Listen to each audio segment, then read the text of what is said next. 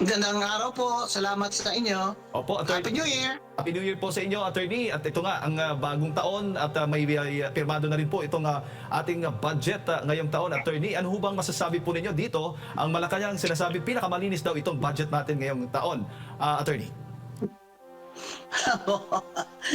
Pinakamalinis. Meron bang, if there's such a thing as pinakamalinis na budget, baka ibig nilang sabihin wala na daw pork barrel. Kahit sabihin mo malinis ang budget, madudumi naman yung nag implement ganun pa rin. Opo. Di ba? Kung magnanakaw pa rin dyan sa DPWH, Opo. Attorney, meron... saka sa Department of Agriculture, wala rin. Ang ibig nilang sabihin siguro dahil na-minimize nila yung pork barrel, pero hidden. Sinasabi ni Senator Amy Marcos, yung pork barrel nila hindi halatang baboy kasi giniling. Opo, opo. Dito nga po, ang sinasabi, tinuturi po yung pork barrel. Alin po ba dito sa budget natin ngayon yung nakikita po yung red flags? Tingnan mo yung DPWH, malaki pa rin ang budget niya. Wala naman problema niyan dahil infrastructure drives drives also the economy because of the construction. Pero kung titingnan mo, dapat dinisclose nila sa atin, alin dyan? Ang sinasabi kasi nila, wala na daw flood control projects except doon sa may mga foreign funding. Hindi naman nila sinasabi sa atin, alin doon ang may foreign funding para ma-monitor din ng mga bansang inutangan nila. Ibig sabihin, nangungutang pa rin ang administrasyon ni BBM Opo. para dito i-funding sa budget na ito na nanakawin lang din ng mga corrupt. Yun ang problema kasi basic eh. We are a poor country. Tapos ganyan kalaki yung budget nyo, 6.7 trillion, di deficit pa rin. Kasi ang sabi nga ni Secretary Recto, 1.6 trillion pa ang utang na babayarin dyan bawat taon-taon. Di deficit yan. Saan nila kukunin yan? Di sa taxes natin. Pinipilit nila tayo lagi sa VAT na yan ng 12% eh. Ayaw ni Recto ibaba ng 10%. Dahil tayo ang nagbabayad ng utang ng administrasyon ni BBM na puro magnanakaw. Hindi nila, mga kababayan, nililin lang tayo nito ni BBM eh. Nililin lang niya tayo. Akala niya talaga napakatanga na ng mga Pilipino. Ngayon lang siya nakaramdam na lame duck president na siya sa midterm niya kasi itong social media, ito ang malaking tulong sa atin na tayo ay nagpoprotesta sa mga pagnanakaw nila. Kaya huwag niyo silang lubayan. Huwag kayong maniwala dyan. Nasabi nila this is the cleanest budget. Niwala ako sa inyo. Ibig niyo sabihin, wala kayong insertion during the BICAM talaga? Tawag na nga ninyo, amendment eh. Sabi ni Risa Ontiveros, wala daw siya insertion. Meron siya amendment. Sabi ni Frank Drilon, Senate President Frank Drilon, amendment at insertion, parehas lang yun. Sino ba mas matalino? Si Senate President Drilon o si Senator Risa Ontiveros? Ang hirap talaga itong ginagawa tayong bobo kaya sawang-sawa na ako. Sabihin nila, ito si Atty. Guanzon, wala nang magandang nasabi tungkol kay BBM. Bakit ako may magandang sasabihin tungkol sa kanya? Wala naman siya nagawang maganda. Addict siya eh. Opo, Attorney, at yung itinuturing na mga allocable items, iba pa yon? Iba pa yun. Kasi sinasabi niya, hindi daw yung pork barrel. Ano ibig mo sabihin? Bakit allocable ang tawag dyan? Ngayon lang niya, talagang ang program funds niya sa budget, binaba niya. Pero meron pa rin. Kasi yung unprogram na yan, prohibited naman talaga yan. Hindi yan ginagawa nila ni Recto at ni BBM at ng Speaker at ng Senate President out of the goodness of their heart. Ginagawa nila yan kasi prohibited na yan ng Supreme Court, unconstitutional na yan. Ginagago naman tayo eh. Napakadami nating abogado, natatanga-tangahan tayo. That is prohibited, that is unconstitutional. It's unconstitutional to remit all excess or reserve funds of government-owned and controlled corporations. Yan ang ginagamit noon ni BBM for 3 years bilang pundo ng kanyang unprogrammed funds kung saan ang unprogrammed funds, presidente lamang ang makaka-release niyan. Kaya BBM, wag mo na kaming gawing tanga kagaya mo. Alam naman namin na ikaw lang makakalabas ng unprogrammed funds, kaya nag-resign yung Secretary Amina. Hindi niya na kaya yung batikos dahil totoo naman. Walang unprogrammed funds sa budget na yung General Appropriations Act nang pwedeng lumabas o ma-implement kung walang pirma ang presidente. So wag na tayong gagawing tanga na for 3 years ginawa niya yan. Ano? Ang paraan? para makakuha sila ng perang kukurakutin nila. Lahat ng reserve funds natin sa PIPH, Philippine PhilHealth, kinuha nila 89 billion. Sa PDIC natin, more than 100 billion. Oh, ano pala, gatasan pala yon. Government-owned and corporations, ginagawang milking cow ni BBM para ipondo niya sa unprogrammed funds niya. Ang unprogrammed funds, dapat lang yan may mga excess revenues na hindi inasahan. I-replay niyo yung mga interview ni Secretary Recto. Lumabas din yun sa kanya dahil alam niya naman hindi tayo tanga. Ang unprogrammed funds na yan, that's just in the budget, pero wala yung pondo. Pupunduhan lang yan sa excess revenue. Kaya dapat nga yan, nilalabas lang yan towards the end of the year na alam mo na kung may excess revenue ka. Paano ka may excess revenue? Wala nga, deficit ka nga. Opo. Deficit na itong gobyerno niya. Kaya siya nangungutang every year. O 1.6 trillion pa ang babayarin na utang this year. 6.7 trillion ang budget natin. Saan nila kukunin yun? Sa taxes natin. Sa taxes natin, lalo na yung 12% VAT na pahirap sa mga mahirap. Opo. Yan ang mga kababayan. Ito, bagong taon ito, nagmamalinis si BBM at si Recto. Huwag kayong maniniwala dyan. This is the cleanest budget ever bullshit. Attorney, ito nga nababanggit po ninyong unprogrammed funds. May mahigit 90 billion pesos po ang binito ng Pangulo at may mga natitira pa. Para po sa inyo, dapat lahat ng unprogrammed funds alisin dito sa budget natin. Dapat alisin niya. Ginagawa niya yung kiti-kiti.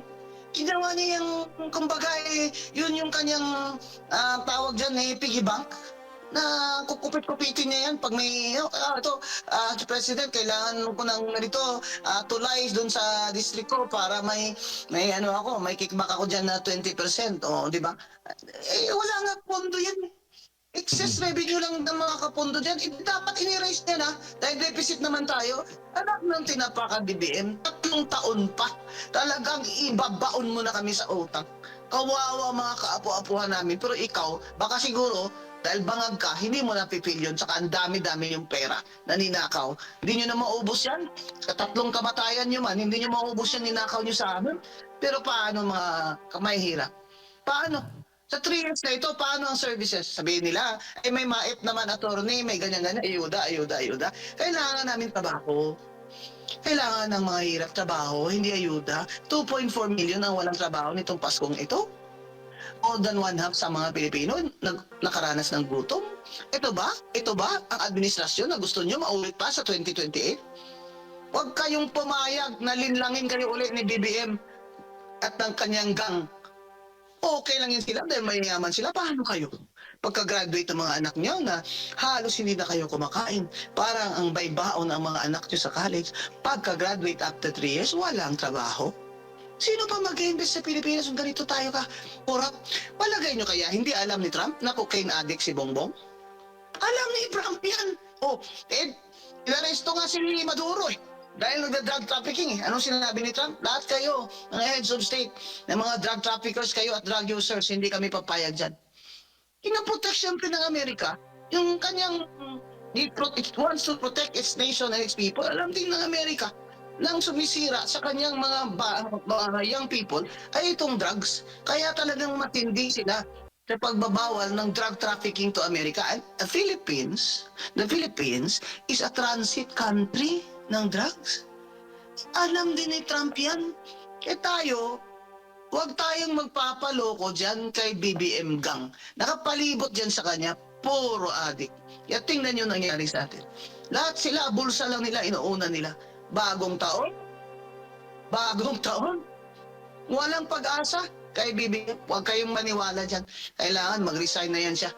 Wala kailangan mag-resign na yan siya. Walang magpapautang. Nangungutang taon-taon. Deficit ang budget, okay pa rin sila. Itong mga congressman na ito na mga walang hiya. Buti naman si Garjola na frozen na yung assets niya. Ito naman ang panawagan ko sa Bureau of Internal Revenue. Si Garjola, tingnan niyo pagsimula niyan, ganyan ba yung kayaman? Lahat ng mga anak niya, kontraktor. Dito sa Batangas, hari-harian yan. Tinatawanan lang kami dito sa Batangas. Yung Garjola na yan, frozen na assets niya, nakangiti pa siya kasi marami siyang tinago. Dapat yung BIR, calling the Bureau of Internal Revenue, singilin nyo na. ng unpaid income tax at tax filean nyo ng criminal complaint ng tax evasion yan si Garjola para talaga matigil na itong mga magnanakaw na congressman na ito. Opo. Attorney, bago ko lang ipasok kay Partner Admar at mga karagdagang katanungan ko po mamaya, sa tingin mo, so ibig sabihin, may legal na basihan o batayan ng ilang kongresista nga o ilang individual na may balak pong maghain ng reklamo patungkol nga po dito sa 2026 national budget natin sa Supreme Court? Oo, tama naman. Maganda naman yan. Lalo na, di ba, yung one sambayanan ni former Justice Antonio Carpio, di ba, pinanalo naman nila yung kaso doon sa, na ibalik yung PhilHealth, di ba? Ngayon, may nag-file naman, di ba, na, hindi pwede yan, ibalik nyo yung PDIC na yan. Kasi may ruling na Supreme Court di ba? Doon sa Greco Bellica case, di ba, sinabi ko doon basahin nyo ulit doon, na unconstitutional naman yung mga ginagawa nila dyan sa unprogram funds bakit ginagawa pa rin nila? Kasi pakapala na lang ng mukha itong mga bangag na to. Para Attorney, sa kanila, sige, bahala kayo, basta nagawa na namin, nakuha na namin pera. opo, attorney, Itong mga congressman na to, dapat wag nyo na iboto itong mga to. At itong mga party list nito, nakita nyo yung listahan dito, na ang lalaki ng kuha nila, billion piso. May party list, dapat marginalized. Lahat ng nakakuha doon, di naman marginalized. Dapat wag nyo na iboto yan, puro vote buying naman kasi, kaya binoboto nyo payo ko lang sa inyo sa 2028. Mga kababayan, tanggapin nyo na lang yung pera nila. Hindi naman nila pera yan. Huwag nyo sila iboto. Opo.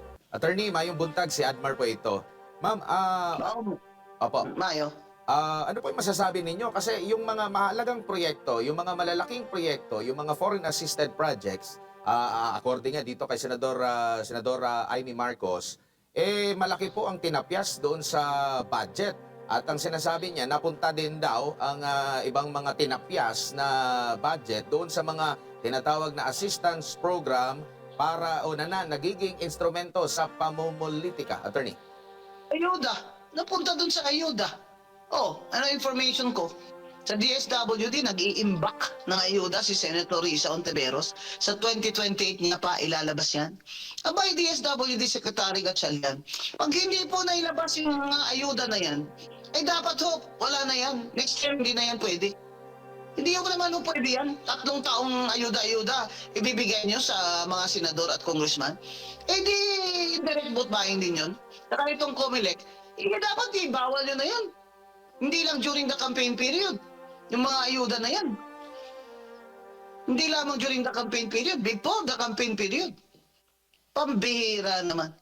Pambihira naman itong buong sistema sistema ng mga politikong tradisyonal na ginagamit lang yung pera ng taxpayers para sa kanilang patronage at vote buying. Vote buying yan, direct or indirect, vote buying pa rin yan. Anong sinabi nila? Ayun, hindi na daw idadaan sa mga senador at congressman itong mga ayuda. Salaga, Secretary Rex Gatchalian, bibisitahin kita dyan titingnan ko. Ba't naman itong COA? Ano nangyari dyan sa COA? Dating COA commissioner ako.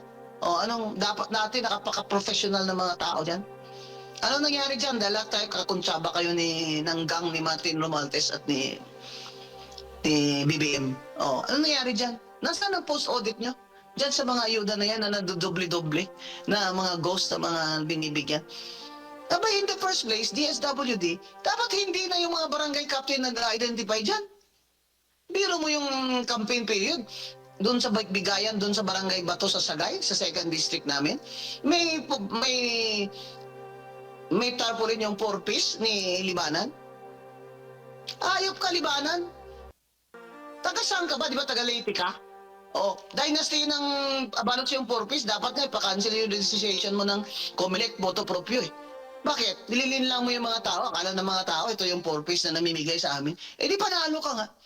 Biro mo yun, layo-layo, nandun siya sa Sagay, Barangay Bato.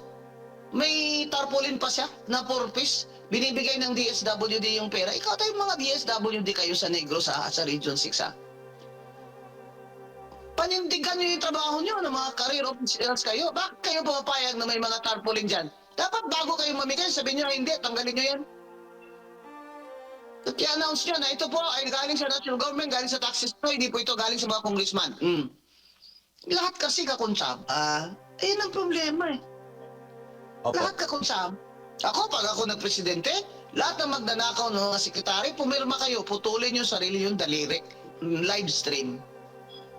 Opo. Attorney, panghuli na lamang po dahil nabanggit din po ni Senadora Amy Marcos na giniling at in-reconstruct daw po yung pondo ng gobyerno at yung iba pa ay nag-allocate na maaaring gamitin sa paglalatag po ng yung sa isinusulong or sa muling pagbuhay nitong impeachment laban kay Vice President Sara Duterte po, Attorney. Ano masasabi niyo po?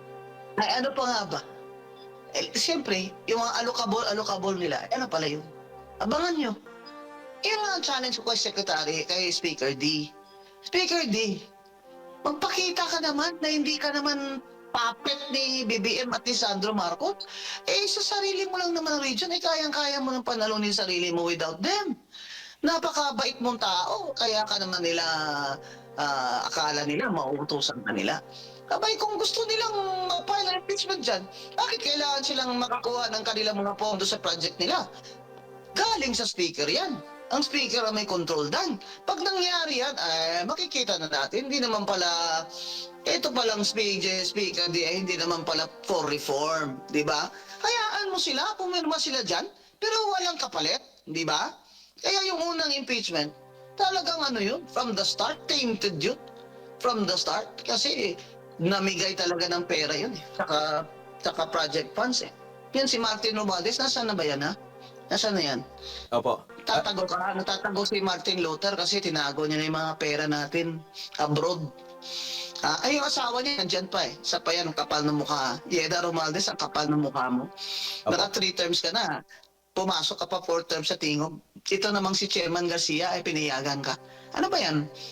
Nakakabobo na talaga ang power? Kasi nandyan na yan sa batas eh. And when the law does not distinguish, you should not distinguish. Pag sinabi ng law na yung 3 terms ka lang na sunod-sunod as congressman, hindi sinabi na except the party list. Ano? Alam mo, nakakabobo na kayo eh. Noon, quiet-quiet lang ako pero nakakabobo na kayo. Comelec commissioners, ang gagaling nyo dyan. Opo. Nakakahiya yun na nag-commissioner tayo tapos during the term of Marcos and Romualdez, tatago-tango lang tayo dyan sa kanila. Bakit? Kahit hindi naman sila presidente, may pensyon ka naman ah. Bakit hindi mo nalang galingan? Bakit hindi ka nalang maging dignified dyan? Maging honest with integrity ka dyan? Total, yun na naman ang habol natin eh. Tumanda tayo na hinahangaan tayo ng mga pamilya natin, ng mga apo natin at mga tao. Hindi ba? May bonus pa. May pension pa. 300,000 naman. Kahit sinong presidente. Bakit tayo tatango-tango kay Martin Romualdez at kay BBM? Independent Commission ng Comelec, COA at Civil Service eh. Di ba? Nasa konstitusyon yan eh. Sabay, kailangan magising-gising naman to si Chairman Garcia. Dati hindi ko yan siya minimension eh. Pero dito sa kay Romualdez sa Tingog, kailangan ko na talaga this New Year ilabas yan. By motu proprio, you can cancel the registration of Tingog on the ground that they are violating the law and the rules. Knowing fully well na naka 3 terms na consecutive si Yeda Romualdez, ilagay pa rin nila as nominee. Yun lang ang ano ko dyan, na hindi tayo dapat tumigil sa pagbabatikos to sa mga mga kamalian nila. Kasi, anong sabi? Pag tayo na may alam tayo, na may kakayahan tayo, hindi naman tayo hindi tayo umaangal sa kamalian, para na rin tayo ang nagkasala niyan.